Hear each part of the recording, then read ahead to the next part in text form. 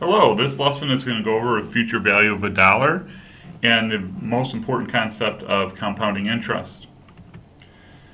Before we could understand what to invest in, we have to understand how money works and how it compounds. The most basic element is what is called simple interest, and we're using the formula interest equals principal times rate times time. So we need those three components to calculate how much interest we earn on an investment. So the example I have here is you have $10,000 invested at 5% for 1 year and it's compounded annually. How much interest is earned? So if we use our simple interest formula and we plug our numbers in, we have our $10,000 in interest, our 5% rate, and it's compounded annually, so it's only compounded once, so our time frame would be 1 there. And when we do that, we get $500 in interest. So that is how you calculate simple interest. And if we were to continue doing that every single year we would put $10,000 in, we'd get $500 in interest given we have a 5% rate, and it compounds annually. However, we're more excited about a concept called compounding interest, and this is what all investing and finance is all about. This is where the average person really benefits, is when they take advantage of compounding interest. Compounded interest is earning interest off of previously earned interest. So for example, using our same numbers we just had, now we're going to take our $10,000, we're going to invest it at 5% compounded annually for 3 years.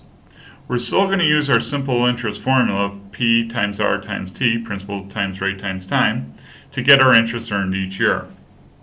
And as you can see, at the end of 1 year, we're still going to have our $500 in interest. But now we're going to take that interest and we're going to wrap it into the new principal balance in year 2. So now starting the year, we're going to have $10,500, and at the end of the year, we're now going to have $525 in earned interest. Now, if we compare year 1 and 2 here, year 1 we had $500, and year 2 we had $525.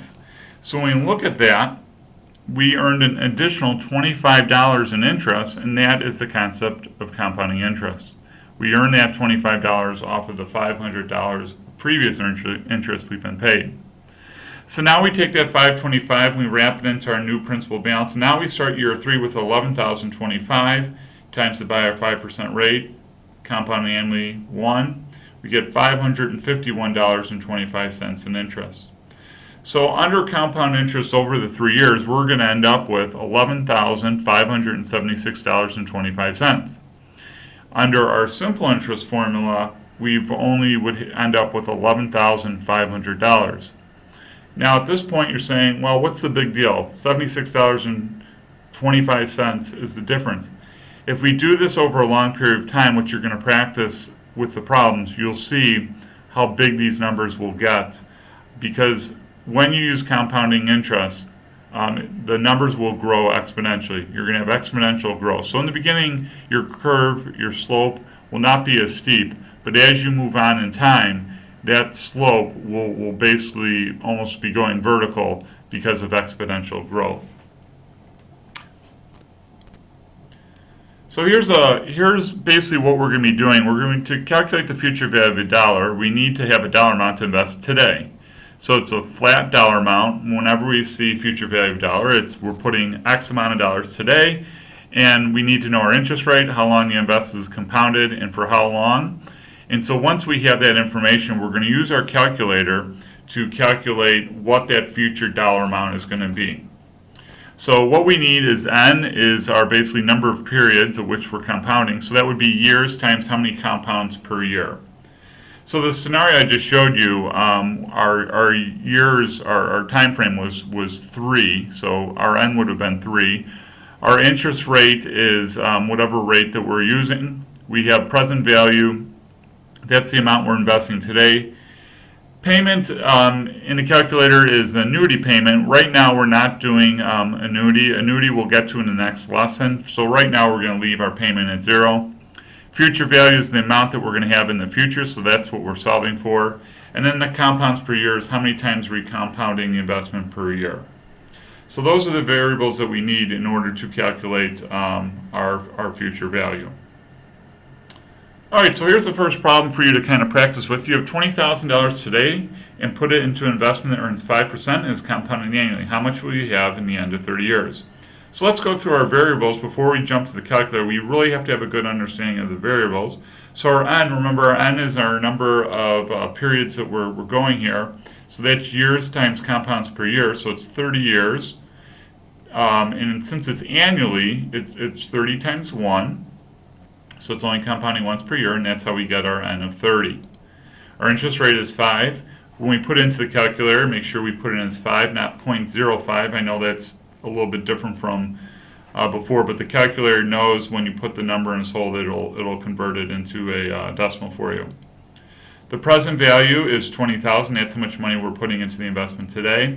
There's no annuity here. Future value is what we're solving for.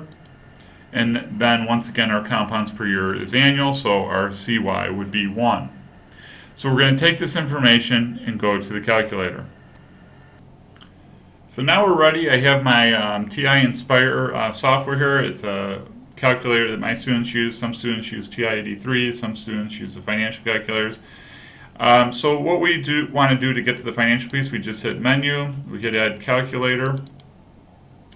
And then once we do that, we're ready to go to Finance and Finance Solver.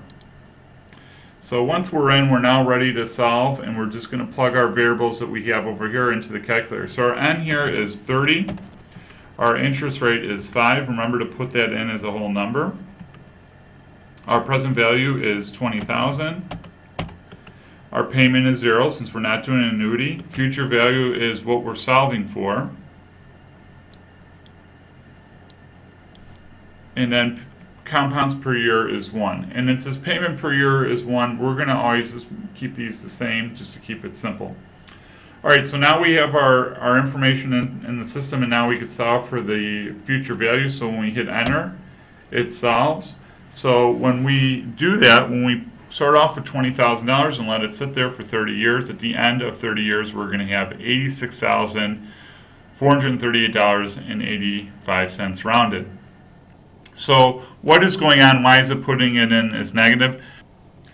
The thing that I tell my students, if it's an outflow of money, so in this case we're putting $20,000 into the investment, that's an outflow. We're writing a check for 20, and what are we going to receive in 30 years? That is basically going to be a positive number, an inflow of money. So when we input the information, whenever we're writing the check as the investor, that outflow we put into the calculator as negative, and when we receive the money, it will come back as a positive number. Okay, so that's what we want to do. That's how simple it is to do these problems.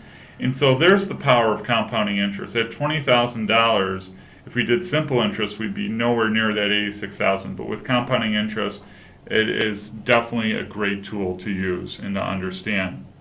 All right, so now's the time you're going to practice some practice problems using future value of the dollar, and you want to work through those, and then we'll talk through those.